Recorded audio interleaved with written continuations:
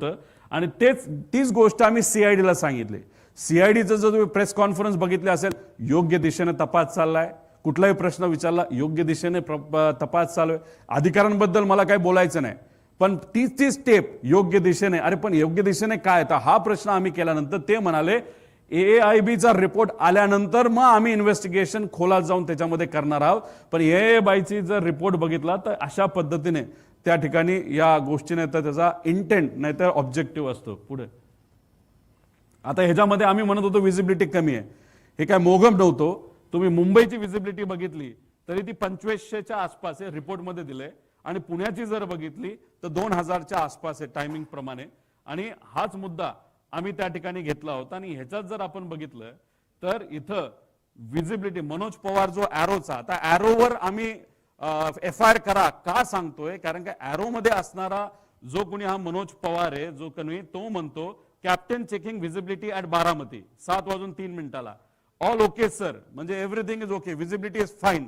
पण मुंबई एअरपोर्ट जिथं हा माणूस बसला होता, जिथून उडणार होतं तिथं विजिबिलिटी कमी होती. आणि पुण्याला पण विजिबिलिटी आपण बघितली ती सुद्धा त्या ठिकाणी कमी होती. हे कुठेतरी त्या ठिकाणी सिद्ध होतं. आणि क्लास G विमानतळ विजिबिलिटी असल्याशिवाय तिथं आपल्याला लँड करता येत नाही. आणि ते जर डेस्टिनेशन आपलं एअरपोर्ट असेल तर आपला टेक ऑफ सुद्धा करता येत नाही. हा DGCAचा स्वतःचा रूल आहे.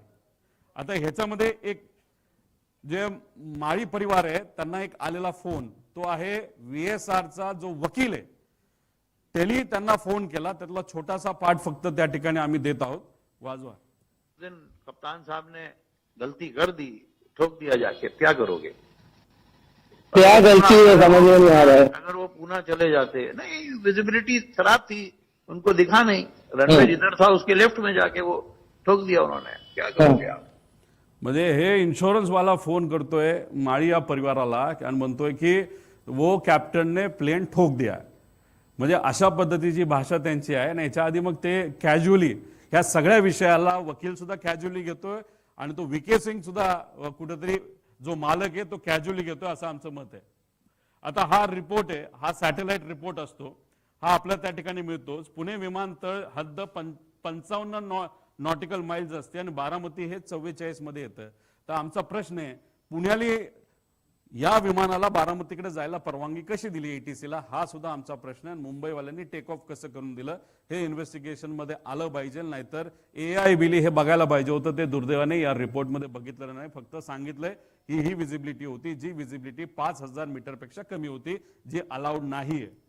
पुढे आता दोन्ही पायलट बारामती विमानतळावर लँडिंग, म्हणजे ह्याचा अनुभव होता. दोन्ही पायलट म्हणजे पाठक पायलट पण आणि तो जो कपूर होता, या दोघांना या विमानतळाबद्दलची त्या ठिकाणी सगळी माहिती होती की कसं लँड होणार आहे, 29 नंबर कुठला, 11 नंबर कुठला. काही लोक म्हणतात त्यांना काहीच माहित नव्हतं, पहिल्यांदाच त्या एअरपोर्टवर ते चालले होते. असे नाही, या रिपोर्टमध्ये सांगितलेलं आहे की तिथं त्या ठिकाणी ते अनेक वेळा हे तिथं लँड झालेले आहेत. पुढं आता फ्लाईट रूल्समध्ये आपण जर बघितलं तर जेव्हा श्री YSR रेड्डींचा ऍक्सिडेंट झाला 2009ला, त्यावेळी एक कमिटी, त्यागी कमिटी फॉर्म झाली होती. त्या त्यागी कमिटीने सांगितलं होतं की कॅप्टनली कुठल्याही परिस्थितीमध्ये विजिबिलिटी नसेल तर लँड करायचं नाही, VIP ट्रॅव्हल करत असेल तर. आता हे सांगितलंय, हा रूल आहे, नियम आहे. आणि तो नियम त्या ठिकाणी असताना सुद्धा हे विमान लँड करण्यात आलं. हा तो रूल आहे. बरं, जर हा रूल डावलला गेला आणि जर विमान लँड झालं नाही तर लँड करण्याचा प्रयत्न केला तर ह्याला जबाबदार कोण आहे? Civil aviation department of the state government shall ensure compliance of all DGCA requirements and instructions contain in the circular Wien charting aircraft for VIP state government operations. आता मी जे म्हणतोय की ॲरो नावाचा जो ग्रुप आहे, त्या ॲरो नावाच्या ग्रुपमध्ये civil aviation department, state government याचे सर्व अधिकारी त्या ॲरो नावाच्या ग्रुपमध्ये आहे, जिथं अजितदादांचे PA सुद्धा तिथं होते. म्हणून आम्ही म्हणतोय की ॲरो या कंपनीवर सुद्धा FIR तिथं झाला पाहिजे. कारण त्याच्यामध्ये सर्व अधिकारी, ते अधिकारी कोण यांची नावं सुद्धा तुम्ही त्या ठिकाणी पुढे आणा, त्यांची जबाबदारी काय होती ही इथं त्या ठिकाणी होते. म्हणून त्या अनुषंगाने FIR मध्ये त्या अधिकाऱ्यांचं नाव पण घ्या. आणि ॲरो जे विमान देणारी कंपनी आहे, VSR घेणारी कंपनी, त्या कंपनीवर सुद्धा FIR झाला पाहिजे, त्याचं ते कारण आहे. पुढं आता under logging off the aircraft flying hours ह्याच्यामध्ये बघा 4,915 हे 2 ते 2.5 वर्षामध्ये तेवढं त्याचं फ्लाइंग झालं होतं.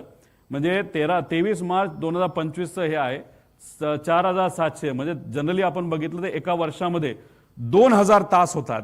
आता रिपोर्ट जर बघितला तर त्याच्यामध्ये गल्लत बघा 25 मध्ये फक्त 250 तास. म्हणजे अख्ख्या वर्षामध्ये त्याच्या आधी 2,000 चाललं आणि 250. म्हणजे ह्यालाच आपण म्हणतो की अंडर लॉगिंग हे मोठ्या प्रमाणात त्या ठिकाणी होत होतं. आणि 5,000 जर त्याची लाईफ होती विमानाच्या इंजिनची तर 8,000 तासाहून अधिक ते तिथं त्या इंजिनचा त्याच्यामध्ये वापर झाला होता. आणि त्यामुळे खराब विमान हे अजितदादांना मुद्दामून दिलं का चुकून दिलं गेलं असा आमचा प्रश्न आहे. ह्याला जर मार्ग काढायचा असेल तर हनीवेल नावाची इंजिनची कंपनी त्याला आपल्याला पत्र लिहावं लागेल आणि त्यांच्याकडनं ही माहिती घ्यावी लागेल.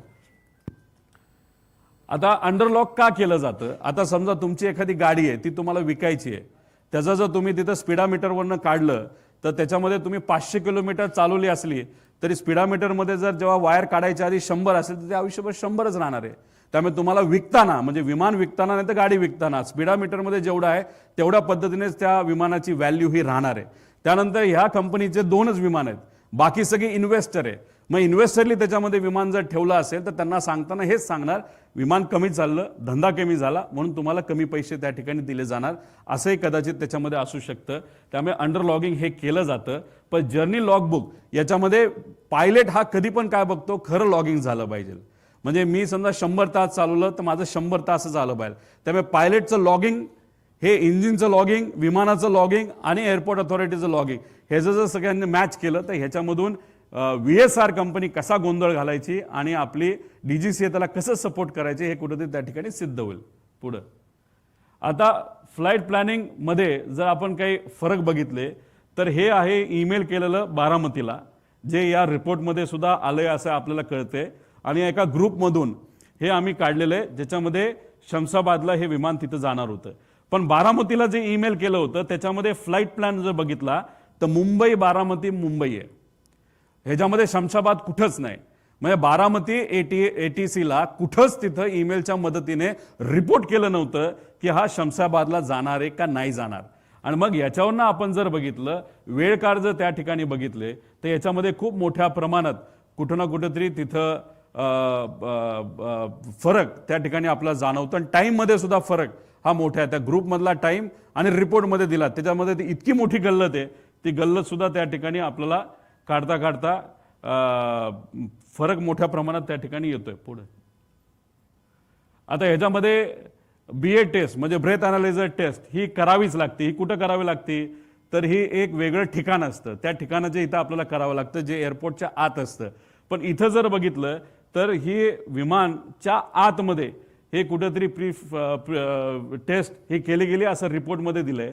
आणि म्हणजे रिपोर्टमध्ये दिलंय की हे विमानाच्या आत टेस्ट झाली, पण त्यासाठी एक वेगळं ठिकाण असतं, हे जास्त महत्त्वाचं असतं पुढं.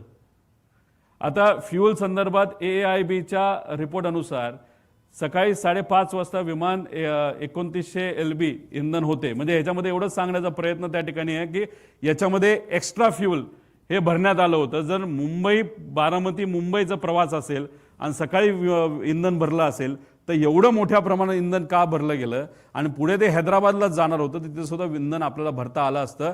पण 90 ते 95% इंधन हे विमानाच्या पंखामध्ये होतं, ते मुद्दामून भरलं का असा आमचा प्रश्न आहे.